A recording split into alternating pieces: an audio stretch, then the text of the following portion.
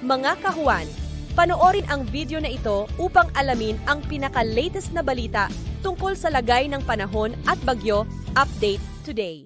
Easterlies na nga lamang ang nakakaapekto sa ating bansa at hindi na nga nakaapekto yung amihan o northeast monsoon.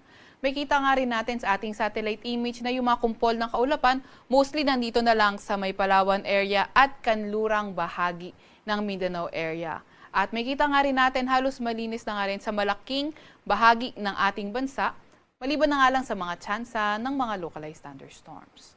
Sa ngayon, wala din naman tayong minomonitor na low pressure area or bagyo sa loob or malapit sa ating Philippine Area of Responsibility. Para naman sa lagay ng ating panahon ngayong araw, inaasahan nga natin na sa may Palawan area, posible pa rin magpaulan ang easterlies o yung mainit na hangin galing karagatang Pasipiko.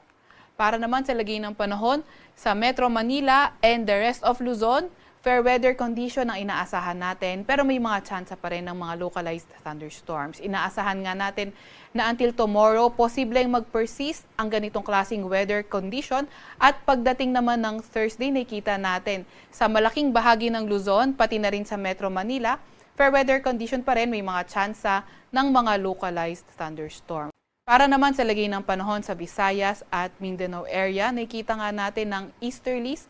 Dito na lamang magpapaulan sa may Zamboanga Peninsula, Basilan, Sulu at Tawi-Tawi. Sa nalalabing bahagi ng Mindanao, pati na rin sa may Visayas, asahan naman natin yung partly cloudy to cloudy skies condition at may mga tsansa ng mga localized thunderstorms. Wala pa rin naman tayo nakataas na gale warning sa kahit anong dagat baybayin ng ating bansa.